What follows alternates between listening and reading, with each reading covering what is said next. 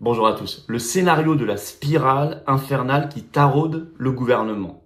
C'est ainsi qu'ils en parlent. Nous allons voir dans cette vidéo que j'enregistre depuis l'Isère, où j'étais en réunion publique, à quel point la Macronie panique devant l'idée que la crise agricole qui ne baisse pas en intensité. Le régime commence à durcir les choses, en soutien à tous ceux qui ont passé la nuit en garde à vue à Rungis de manière parfaitement indigne. Et nos militants étaient sur place.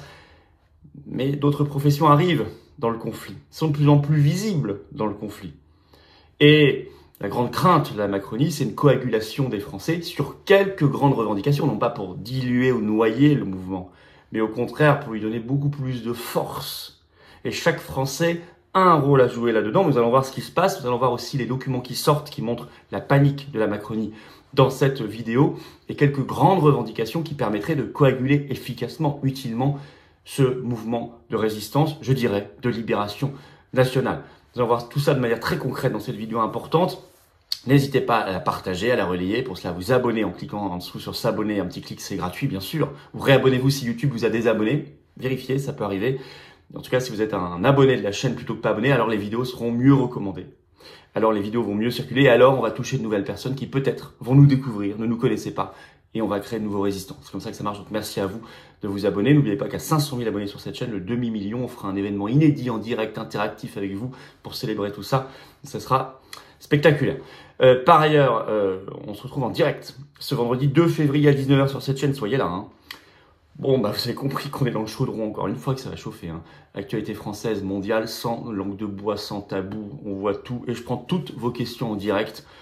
Donc soyez là, ramenez du monde. 19 h ce vendredi 2 février sur cette chaîne. Et très très grand rendez-vous, le rassemblement de soutien sur le Champ de Mars. On va labourer le Champ de Mars. Pour nos paysans qui vont venir parler d'ailleurs. Le samedi 3 février, donc à Paris, Champ de Mars, au croisement avec l'avenue Charles Risler, 15 h.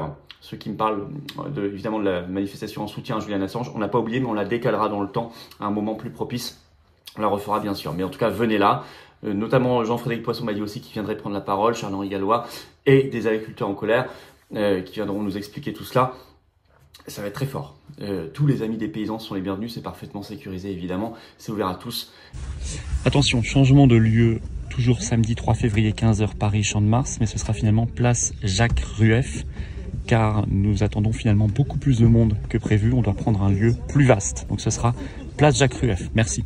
Février au soir, je suis dans l'Oise. Petit formulaire d'inscription sous la vidéo, faites-le maintenant, inscrivez-vous. Par ailleurs, n'oubliez pas notre pétition nationale contre le traité de libre-échange avec le Mercosur et tous les accords de libre-échange pilotés par l'Union européenne, et ça va s'arrêter avec le Frexit. La pétition nationale est sous la vidéo en description pour signer et le relayer. On y va. Grève générale, peut-être. Parfum. Grande peur, en tout cas, oui, ça c'est sûr, qui agite, qui gagne la Macronie. Parce que non seulement c'était pas le pari qu'avait fait le gouvernement, non seulement les barrages agricoles tiennent, voire se renforcent. Il y a beaucoup d'actions, notamment ce 1er février, un peu partout en France. Il y a même des tracteurs belges qui arrivent à Bruxelles, pour information, on en reparlera.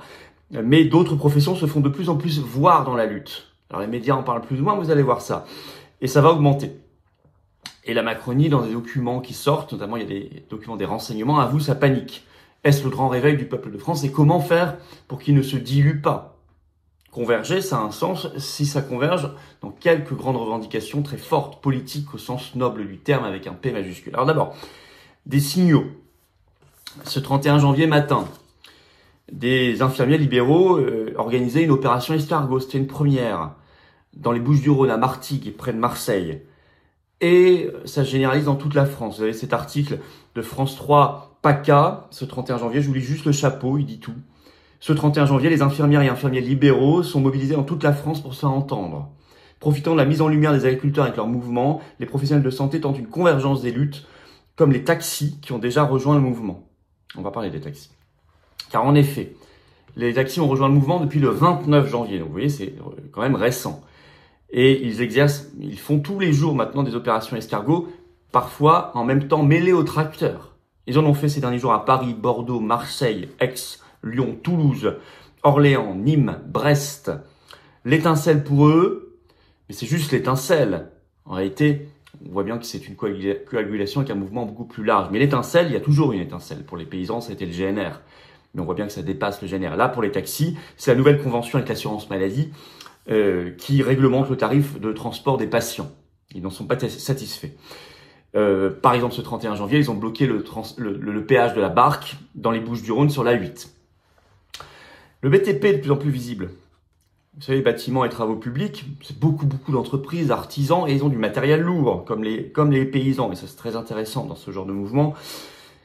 Le mouvement du BTP a surtout commencé à Chambéry, le vendredi 26 janvier.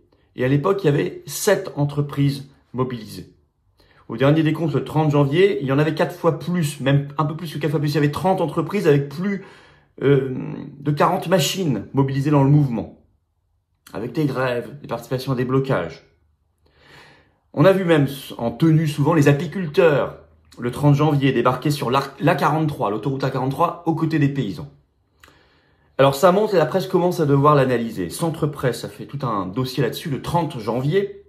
Le titre EDF, RATP, taxi, enseignant, ces professions qui emboîtent le pas aux agriculteurs. Et là, on va rentrer dans le scénario cauchemardesque de la Macronie, j'y reviens. Les enseignants, par exemple, écrit le journal, veulent un autre ministre de l'Éducation nationale, plutôt que la catastrophique Amélie Oudéa-Castéra, la femme du PDG actuel de Sanofi, au passage, qui est embourbée, écrit le Centre Presse. La RATP a déposé, à partir du 5 février prochain, un préavis de grève de 7 mois. Pourquoi 7 mois? Pour couvrir tous les JO de Paris, qui auront lieu du 26 juillet au 11 août, qui sont de plus en plus des jeux orwelliens, délirants, dans une pagaille pas possible, ça on l'a vu, mais alors en plus avec les QR codes, des registres numériques pour se déplacer, les drones, la reconnaissance faciale à la chinoise votée dans l'espace public pour la première fois en France, etc. On a dit, un boycott de tout ça, vous allez sur le site stopjeustotalitaire.fr. Les patriotes, là aussi, prennent leurs responsabilités. EDF s'est mis en grève, ça a commencé le 30 janvier. Le secteur de l'énergie a beaucoup de revendications aussi, on le sait bien, on en parle souvent sur cette chaîne, vis-à-vis et contre l'Union européenne, qui a complètement tout cassé avec ses directives de libéralisation et avec, bien sûr, le marché européen de l'électricité qu'il faudrait quitter sur le champ en même temps que l'Union européenne. Capital note le 26 janvier, je cite, on doit aussi évoquer les professionnels du BTP, on en a parlé, le Capital le note. Les pêcheurs, les marins-pêcheurs, qui sont de plus en plus dans le mouvement. Déjà à Rennes, le 25 janvier, ils ont rejoint une manifestation. Ils sont eux aussi lésés par les normes européennes. Et on voit bien que la thématique européenne apparaît pour beaucoup de ces professions-là. Le 23 janvier, les routiers ont rejoint le blocage de l'A7. Les camions étaient mêlés aux tracteurs, écrit Capital. À Brest, ils ont bloqué un pont, les routiers. À Béziers, les viticulteurs étaient dans l'affaire, et puis également des bouchers, charcutiers, des hôtels, des restaurateurs ont publié des communiqués de solidarité déjà. Ça avait commencé comme ça en Allemagne, je vous en avais parlé. D'abord, ils ont fait des communiqués de solidarité en disant on soutient, on est solidaire de la cause paysanne. Ensuite, ils sont venus physiquement dans le mouvement. Je vous lis cette affaire du communiqué dans l'article de Capital. D'autres secteurs ont apporté leur soutien à la mobilisation des agriculteurs comme les restaurateurs et les hôteliers. Nous assurons les agriculteurs de notre soutien. Ils sont les premiers maillons de notre chaîne d'approvisionnement, a indiqué Thierry Marx, président confédéral de l'UMI, dans une note parue le 24 janvier. La Confédération française de la boucherie-charcuterie, traiteur, a elle aussi exprimé sa solidarité avec les éleveurs dans un communiqué de presse paru le 23 janvier. Par ailleurs, le Figaro note le 26 janvier que, je cite, des artisans du BTP aussi se sont joints par endroits aux protestations. On en parlait. Ça, c'est extrêmement intéressant. Sur les routiers, attention, il y aura à l'intérieur, malheureusement, mais c'est comme ça. Les réalités, vous savez, sociopolitiques sont ce qu'elles sont. Il faut les comprendre. Ce sont des rapports de force. À l'intérieur du secteur, il y a les indépendants qui ont commencé à se mobiliser et qui peuvent se mobiliser plus facilement. Les très grands groupes vont plutôt, eux, demander à ce que les agriculteurs débloquent les routes et les autoroutes. On est dans des intérêts quasiment de classe, très différents. Et en tout cas, un rapport au mondialisme et à l'européisme qui n'est pas le même. Voilà, ce qu'il faut quand même noter comme subtilité sur les routiers. Mais ça fait quand même du monde, les indépendants, beaucoup de monde. Et surtout, ils ont énormément de très lourds et très gros matériel, évidemment, et ça, c'est très intéressant. Alors, la Macronie panique. Le Point y a consacré tout un papier ce 28 janvier. Le titre, ça va péter. La hantise d'une explosion sociale de grande ampleur. Le Point a enquêté quand même, en écrivant, écoutez bien, des élus alertent depuis des mois sur le signe d'une crise plus large. Je cite toujours, c'est le scénario de la spirale infernale qui taraude le gouvernement. avec des alertes qui sont données. Je vais vous citer un extrait de cet article du Point. Leur hantise, écrit le Point, une potentielle révolte de grande ampleur qui ferait la jonction entre tous les mécontentements, du ras-le-bol des normes à la vie devenue trop chère, des difficultés de se loger. Ça va péter. Je sens un climat révolutionnaire. On va vers une explosion sociale à multifacettes. S'inquiétait cet automne un ancien ministre de Jacques Chirac, spécialiste des questions sociales, très pessimiste pour la suite. On accumule les sujets de mécontentement. Un jour ou l'autre, la facture va arriver et je crains fort un remake des Gilets jaunes. S'alarmait un ancien autre responsable gouvernemental. Fin de citation du Point. Je pense que ça ne serait pas forcément un remake, je pense que ce serait autre chose et probablement plus fort. D'autant que, là, ce jour, la vidéo est enregistrée, publiée ce 1er février, l'électricité pour les Français augmente, et pour des petites entreprises aussi, de 9,8%. Ah mais oui, mais on applique les règles européennes et on reste dans le marché européen d'électricité. Et ça, je peux vous dire, ça peut être aussi, sans jeu de mots, l'étincelle. Quelles sont les conditions? Il ne s'agit pas simplement comme ça d'accumuler les mécontentements, les protestations, les grèves, les blocages, les barrages, les manifs. Non, tout ça est intéressant, très intéressant. Vaut mieux ça que l'inverse quand il ne se passe rien, ce qui est dramatique. Mais il faut une convergence intelligente sur un socle commun de revendications. C'est ça qui donne de la force. Et se libérer de la Macronie et de l'Union européenne, ne pas simplement protester, mais pour ne pas tourner en rond, parce que sinon ça va tourner court. Mais avoir une issue politique avec un P majuscule, c'est ça qui donne de la force à un mouvement. Quelle est l'issue? Ici, le point commun, l'issue politique, c'est de reprendre le contrôle. On ne maîtrise plus rien. Et ça passe évidemment par le Frexit. Ça passe très souvent par des mesures de protectionnisme économique, agricole, alimentaire, sur des secteurs de patriotisme économique, agricole, alimentaire, sur des secteurs, par exemple dans les marchés publics, ou ce qui intéressera les agriculteurs dans les cantines scolaires, d'État, d'administration, d'entreprise, etc. Ça s'appelle reprendre le contrôle. Et le Frexit, vous voyez bien que c'est une clé de voûte. C'est pas pour rien qu'il apparaît de plus en plus dans les convois, qu'il est de plus en plus souvent écrit par les agriculteurs eux-mêmes sur leurs tracteurs, etc. Les Français, même hors de ces professions, avec leurs véhicules personnels aussi, ont un rôle à jouer. C'est ce que j'appelle, et ce que j'appelle ainsi tous nos adhérents, militants, sympathisants à le faire. Et beaucoup l'ont fait, le font. Et j'étais très heureux que beaucoup soient spontanément allés à Rungis au moment où on a appris que 30 tracteurs avaient passé tous les barrages là, ce 31 janvier au soir et que certains avaient été mis en garde à vue, honteusement. Ils sont allés spontanément, ils leur apportaient à manger, ça. Et ça, c'est bien. Ça, c'est une solidarité qui se met en place et chacun peut avoir son rôle à jouer.